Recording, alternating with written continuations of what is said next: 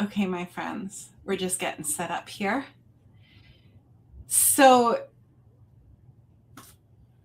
it's not often that I have a guest in our podcast room that I don't already know. And I don't know Jason, but I feel like I know Jason. I did do some homework and watch some of the many hundreds of testimonials you have about what a rock star business coach you are.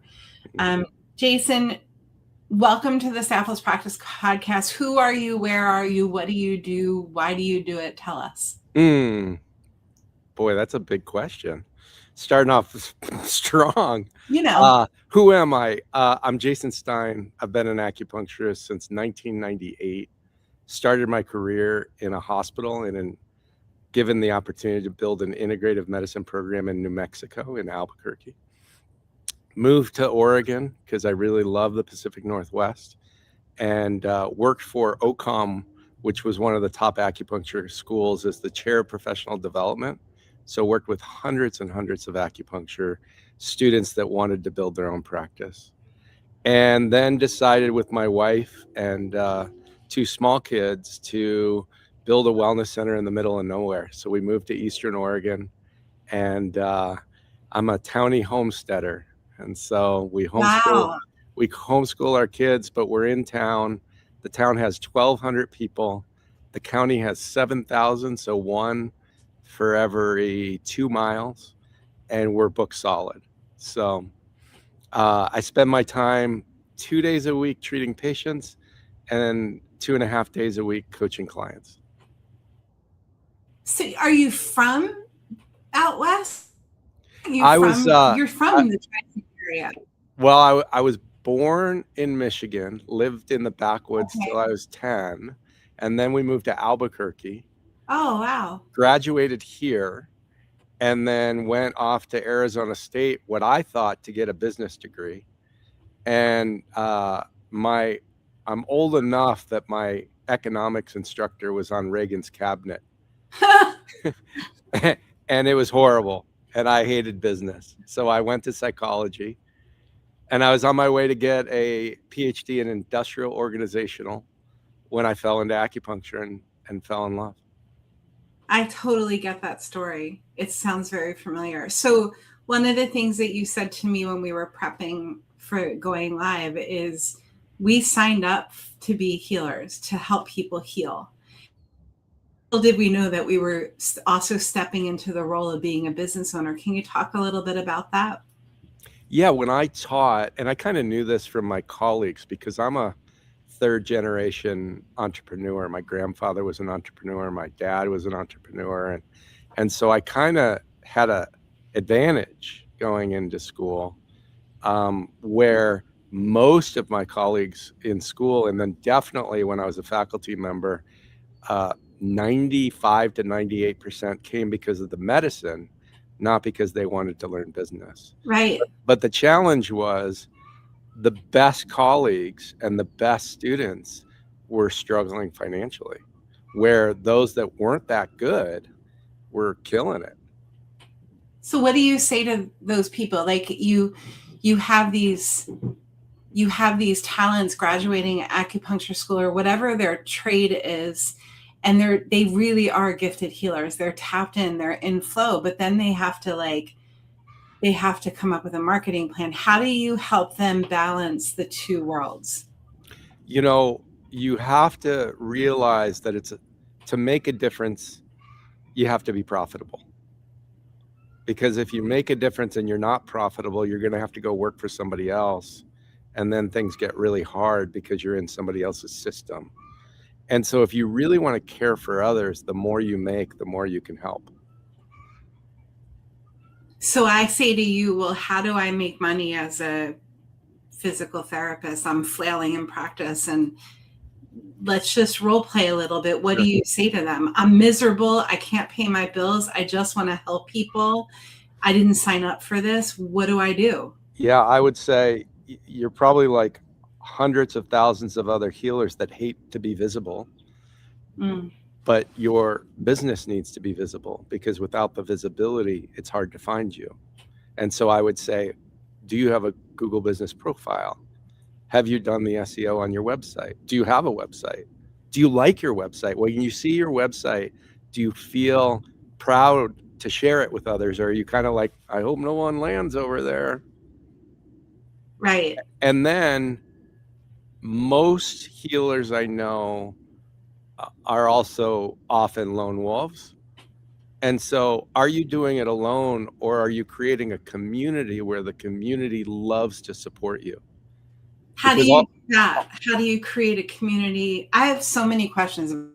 yeah, I want you to go there. yeah. So I have a premise that people are ready to happily help you.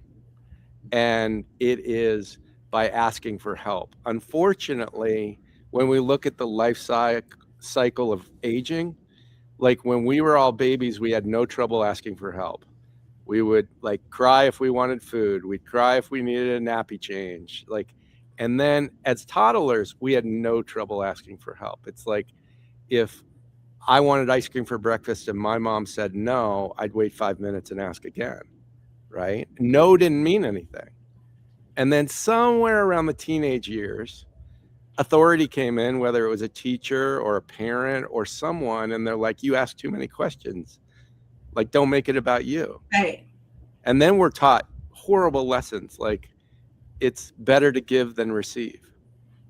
That's ridiculous that it's better to give than receive, because when you receive, you allow someone else to be a contribution to you, which is the circle of life. And so then we grow up, and as healers, natural healers, we just want to give. And then often people end up overgiving, cramming their schedules, even if they're good at recruiting new patients. They squeeze people in on the evening, on the weekends.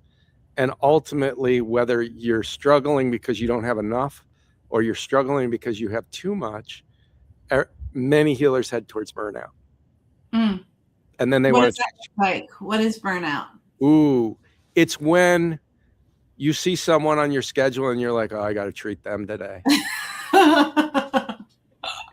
Yeah. It's like, I can't relate to that comment at all. it's like I used to have 1 cup of coffee. Now I need 3, right? It's like, here's an ultimate one. When's the last time, if you're watching or listening to us right now, that you got a treatment, that you went to someone specifically in the discipline that you're licensed in, that you use every day, all day? Yeah. Do you still love it? Love what I do? No, I'm saying like that's a really solid question. Do you still love what you do? I'm still in awe of chiropractic. Every time I get adjusted, I'm like, that's the coolest thing I've ever experienced. Yeah. And I would imagine that you feel the same way about acupuncture because it's as cool. Well, I feel the same way about all of it because I'm also trained in Tui Na, and Chinese massage can have natural manipulation. And when someone has a rib out and it pops in, it's like, yes. You're one of them, huh? Oh, yeah. I mean, I figure if everyone, I just saw that OTs in Colorado are trying to do acupuncture now. So there are chiropractors doing surgery. Absolutely. So I'm not, I'll be very visible that I'm all for whatever helps patients, as long as you're trained in it and you do no harm. So I have no turf war kind of. Tell us a little bit about acupuncture. Like, you know, it's changed my life over and over again. It's changed my kids' lives over and over again. But most people, when I say you really need to go to Dr. Zoe down the street and get some good acupuncture, you're like, oh no, it's going to hurt. I don't want needles, Right. Tell us, give us like the bird's eye view on acupuncture. Sure. So the bird's eye view is acupuncture is often mislabeled as Chinese medicine. So the difference being that Chinese medicine is massage and acupuncture and herbs and movement like Qigong and Tai Chi and nutrition. So there's a whole medicine inside. So the branch of acupuncture got really popular back in the 1970s. At one point, it was illegal in the US. And when I got trained, all of my instructors were from China, and I learned a type of acupuncture called traditional Chinese medicine, because just like chiropractic, there's many branches. And in TCM, what I loved is, although I was a new practitioner, that this medicine had been around for 3,000 to 5,000 years. So that means that it went through cultural revolutions, it went through world wars, it went through Mao trying to squash it out of hospitals in China, and it's still here. And it's bigger and stronger probably than it's ever been. So acupuncture itself is the insertion of needles into the body for healing. And I've studied a lot of, I was on an NIH grant to study research appreciation. So the National Institute of Health gave 2 grants, one to Duke and Yale and major hospitals to have them study integrative medicine. And then it went to the top integrative medicine schools, and it had them study research so that we could start to speak each other's language. And doing that, like acupuncture works many different theories. One is it releases endorphins and enkephalines, so natural painkillers, because the needles aren't tipped with anything. There's the Chinese medicine theory, which is meridian theory, that we have kind of a subway system of energy in our body, and that when those slow down or speed up, it creates disharmony, and those disharmony leads to symptoms. Another is that by just poking needles into someone, that you're stimulating the vagus nerve and a healing response. So to me, it's less about why it's working and more about the individual and what's needed, and is it working for them or not. Right. So can you just define medicine? Because you said something about the medicine, and I want people to know what you're talking about. Well, medicine to me is external things helping us to become more whole, and really the healing process of getting into harmony. You guys, that is so different than, numbing or cutting out the signal. And in my circles in chiropractic, we talk a lot about disharmony or dysregulation in the system, and the adjustment is an external force that creates a moment of chaos so that the system can discover a new vibration or a new frequency, right? And whether it's a needle or an adjustment or an apple, or you can use medicine in all these different forms. And I want to, with that scope, like with that vision, right? I want to go back to the acupuncturist or the PT or the chiropractor in small town USA who's just miserable in practice. They know that the medicine is their why, to be part of that. But they are the person who looks at the schedule and says, another person is coming in. Where do they start? Let me ask some questions so I really understand the question you're asking, which is, are you saying they're so full and they're just too many people coming? Maybe. Yeah. Maybe they're too full. Maybe they're not enough. Sure. They're just not enjoying the ride. They're on this strong bus of lack of, just know that something. So where do they start? How do they find the resources they need to start? Sure. So the first resource is ask why. Why did you go to school? Right? What was the main purpose of you getting trained? And once you can get your why, drill it down again. So I went to school to become a healer. Why? Why do you want to be a healer? Well, I want to help people. And why do you want to help people? Well, because I grew up in foster care, right? So you can finally get to, I've disconnected my purpose and my meaning for life with what I'm doing during the day. I need to get back to this energy of the two. And so I'm a big fan of nervous system regulation. Like, I'm a regular meditator. When I work with any business client, I always start that session with 1 minute on the insight timer.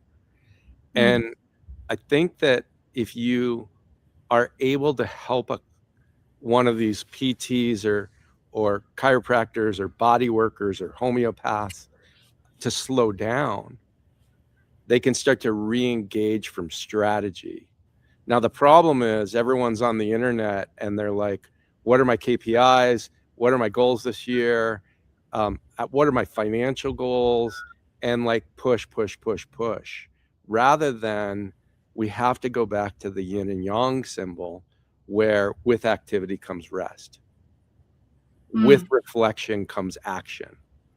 And most people are waking up, they're hopping on their phone. You know, if the first thing you do before you meditate or you take a hot shower or you drink your cup of coffee on the back porch and you look at your patient load, that might not be the best way to start.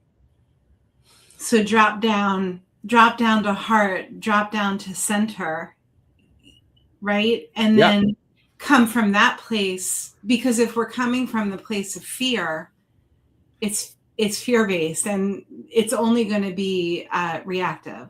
And uphill. Like this, and uphill. This is noisy. This is quiet. I do a presentation where I ask everybody to point at themselves, and 99% of the room point at their heart. They don't point here, they point here. And we have to figure out a way throughout our day, how do we get from here to here? Right. Now, I'm older now, and at 28, I was a doctor of Oriental medicine in a hospital, way over my head. They called me Doogie Howser. I had a pager. This was a long time ago. And what I realized is every time I washed my hands, I had to think of one thing that would ground me again, like one grateful. Because if I just went throughout my day, I would just feel over my head all day long. Because grateful. Sorry, I lost you. Say that one more time, Jason. Yeah. And I'm wondering if I glitch again, let me know. I'll get closer to the wireless. Yeah. So I would say get closer to the wireless, and I'll kind of talk while you're journeying over there. Right. There's a dog in the house. I don't think it'll bark. So I'm in New Mexico and I live in Oregon. So we'll see. Oh, no. We talk a lot in the Staffless Practice world about anchors and rituals, and I think that that's where Jason's going, where whether it's washing your hands or I actually use peppermint oil quite a bit to reset my palate, to just clear my cerebral, like it literally clears me. I bring it with me. So some people might use tapping, other people might use a mantra or whatever it might be, but to have those anchors and rituals like washing your hands, right? I know that a big part of my practice is before I start my day, I wash my hands, I say a prayer, I set myself, I drop in my heart, and then I serve from there.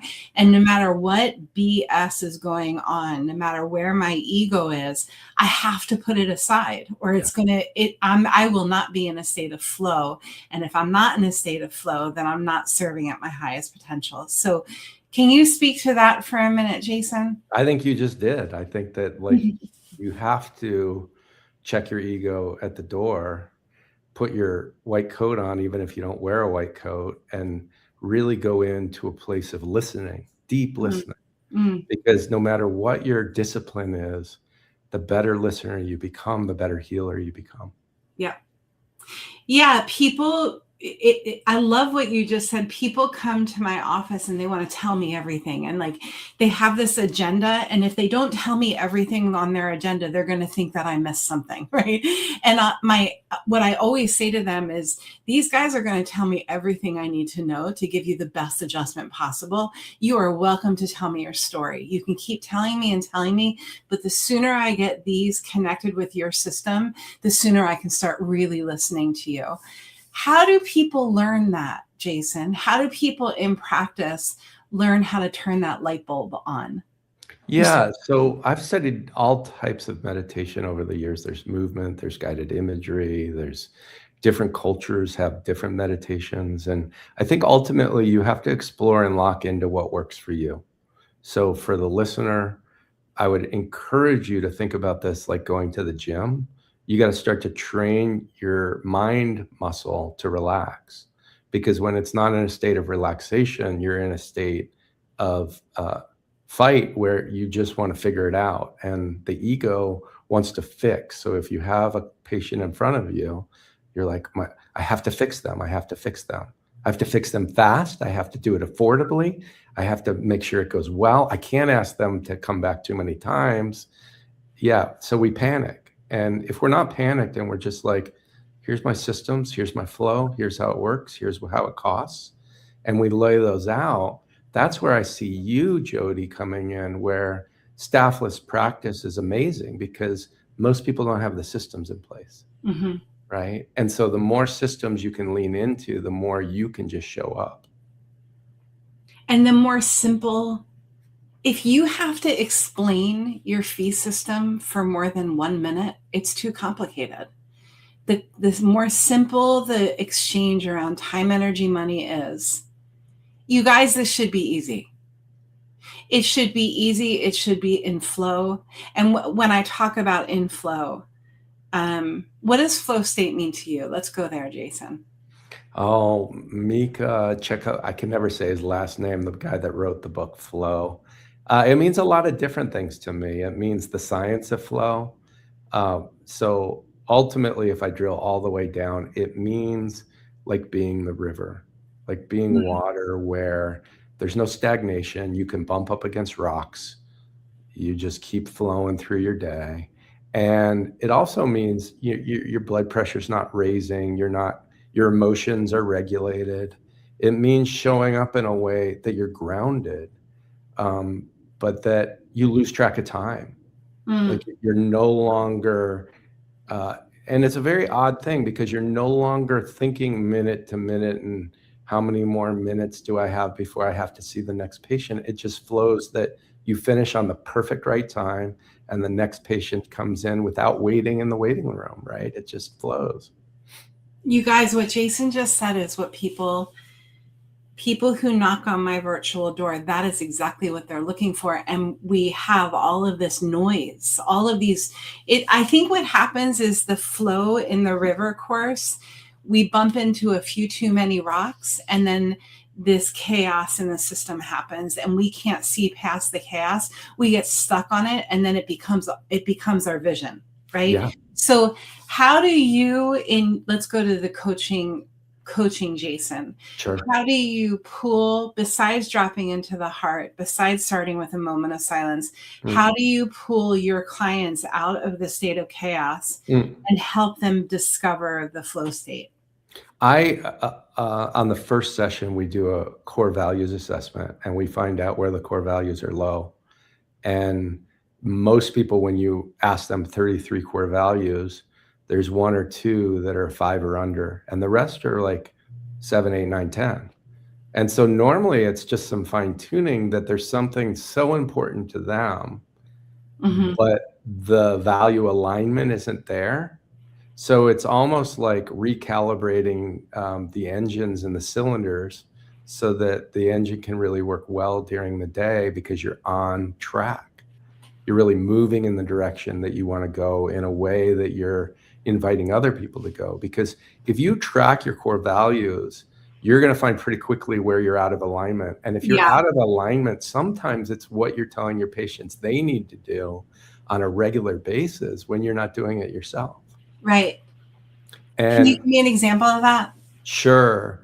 I think there are a lot of people that don't realize how important movement is in their life. And so they aren't getting themselves either into classes or long walks or a way in which it's not just like easy, but it's a little hard where your cells are working and you are really evolving and changing to a higher level. And so you're telling your patient to go work out or get a personal trainer or do something that you might want to be doing yourself. That's big, because often I'll look around professional seminars and it's not a room of people who look healthy. Yeah.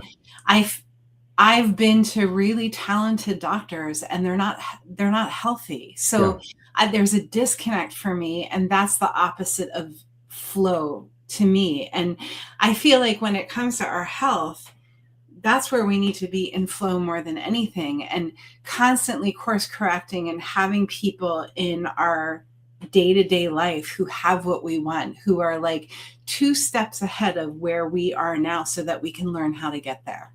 Yeah, so one of my recommendations is that you can recreate it. Like, there was a time in my life where I was in traffic 45 minutes one way, and I was booked back-to-back scheduling. My kids, because I have older kids, were in daycare, or they were in school, and then they were in after-hour programs. And now I live where I work, I homeschool, and there isn't a traffic light for an hour and a half. Like, there's 0 traffic lights where I live. The closest freeway is 90 minutes away. And that works for me. Right. So there are people, like, I've worked with enough clients that I've worked with an acupuncturist that sees 60 people a day, and I've worked with an acupuncturist that sees 4 people a day. One's not right and the other's wrong. Is it profitable, and do you enjoy it? Right. Those are the questions. So, tell us what's the year of the fire horse? Let's go there. Sure. The year of the fire horse happens every 60 years. It happened in 1906, big earthquake in San Francisco. It happened in 1966, when the rebellion in the Vietnam War was just kind of heating up. And it's happening in 2026. And when you look at the Chinese zodiac calendar, you can see that patterns recreate themselves. And the patterns of the fire horse are, if you push, you'll burn out. Like, it's already on fire and it's already a horse moving, right? So things are happening faster and faster than we've ever experienced in our lifetime. And it's not that they haven't happened before, it's that there's a shift. And so what's needed is courage to do things differently rather than try to do what everyone else is doing, right? What's needed is entrepreneurship rather than hoping that AI doesn't come and wipe out your job. Right. Yeah. What's needed is making sure that you have your grounding practices so that you can go down and in, rather than scroll or look at the news and be like, oh my God, there's 10 world disasters happening at the same time. Because whichever one of those you choose to focus on is what your reality is going to be. That's the absolutely. Well, and often it's not your reality of your neighbors or your local community or within even a 25-mile radius. Now, that's not always true. Sometimes, like, there might be people on this call from Minnesota. And so that's not always true, but it's often true. I think what I keep going back to cerebrally is people want to be connected. They want to feel connected to their providers, to their mentors, to their self, to their heart, to their healing, to their food, to their whatever. And yet we've never been so lonely because there's so much all at once. So I cannot believe we're out of time. I want to keep talking to you. And I know we had 30 minutes. Have me back. I hope you'll come back. And I will. If people want to learn more about you, where do they go? You know, they can find me either at jasonstein.com, which is a very old website, or you can find me at Wellness Renegades. Wellnessrenegades.com. The place I like to engage most, because I think there's less doom and gloom and more hope and possibility, is LinkedIn. And so I'll give you that LinkedIn. And actually, I'll just drop it in the chat real quick. Hang on. And we should be live on LinkedIn, guys. So if you're seeing Jason here, you also go to the Staffless Practice podcast. I'll have all of his stuff there. Jason, I want you to stay here in the podcast room with me. If you Yeah. guys are watching me from afar, go make the world better with great care. I promise to connect with you guys soon. And Jason, thanks for your time. Thanks for having me.